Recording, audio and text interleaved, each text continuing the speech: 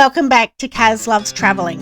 Today we're exploring the beautiful Carnarvon Gorge around 600 kilometres northwest of Brisbane.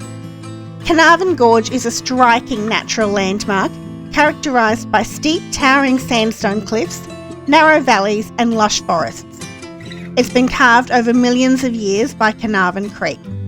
It supports diverse ecosystems such as dry natural eucalypt forests, lush rainforest areas and dry plains, while microclimates within the gorge sustain unique plant and animal species. Carnarvon Gorge also holds strong cultural significance for Aboriginal peoples, with several Aboriginal rock art sites with paintings and engravings that date back thousands of years. Now remember that Carnarvon Gorge is remote. Before you head to the national park, I'd recommend stopping and filling up with fuel, and if you're camping, free water and definitely some supplies. You can stop at Rolleston to the north or Injune to the south. There's a few different options for your accommodation at Carnarvon Gorge. If you're into caravan and camping and self-sufficient, there is the Sandstone Park Caravan and Camping. For more luxurious options, you've got Wilderness Lodge or Wallaroo Outback Retreat, and where we chose to stay was the Big Four Breeze Carnarvon Gorge Caravan and Camping and cabin accommodation. The Big Four Breeze is a 5-minute drive from where you start your walks. It's got powered and unpowered sites for camping and caravanning and a variety of cabins, including en-suited cabins. There's camp kitchens, amenity blocks, laundry facilities, a small convenience store for essentials, there's a restaurant, there's a happy hour and a bar, walks where you might see a platypus, and they show a video every afternoon on Carnarvon Gorge and the walks. Before you set off on your walk, there is a visitor centre and picnic areas with wildlife. There is one toilet on the way.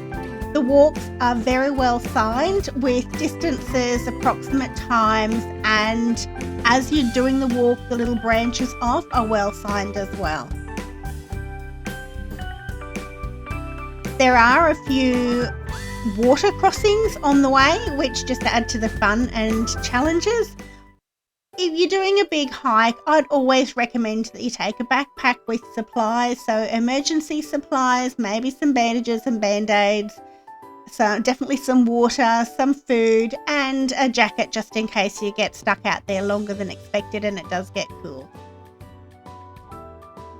So Carnarvon Gorge caters to a whole range of walks, right from the very quick and simple 1.5 kilometre nature trail circuit, which is a beautiful shady trek along the banks of the Carnarvon Creek, right through to the 87 kilometre Carnarvon Gorge Great Walk, which is a 6 to 7 day walk for serious hikers. So we chose to go to our furthest point for the day, which happened to be Cathedral Cave, which is around about 9 kilometres in, so 18.2 kilometre return walk. And Cathedral Cave features large sandstone overhang with Indigenous rock art and stencils. After spending some time at Cathedral Cave, we then backtracked around about 3.5 kilometres to the beautiful art gallery. The art gallery has over 2,000 Indigenous artworks and is just such an area of cultural significance, and we just spent quite a bit of time just sitting quietly, reflecting and enjoying the ambience. Following on from the art gallery, we then went across to the other side of the track and spent some time at Ward's Canyon. It's a hidden gorge with king ferns in a beautiful, cool, shaded area. Just so nice to escape the heat of the day, spend some time relaxing, stop for a picnic, just soak up the ambience.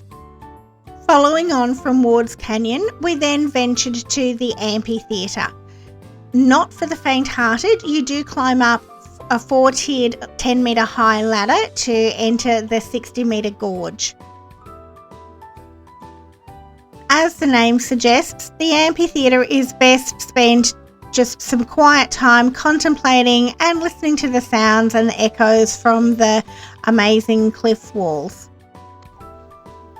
Our last stop for the day was the Moss Garden. It is reached by a little bit of a steep walk and some steps, but absolutely well worth it. So it has a constantly dripping water supply and little waterfalls, gorgeous lush forest of moss and ferns. It really was my favourite part of our whole walk. Just beautiful. So apart from the main Carnarvon walks, there's some little walks around that you can do as well. So Mickey's Creek is one, just a nice gentle walk, and we went and visited the rock pools for a gorgeous swim one hot day. So whether Carnarvon Gorge is a destination on its own for you, or like for us it was the first stop out of a bigger outback Queensland road trip, I hope you've enjoyed my review. I hope that one day you'll get to see this beautiful place. So thanks for watching. Please give me a thumbs up if you've enjoyed it, and stay tuned for my next review, which will be our bigger road trip through outback Queensland. Bye.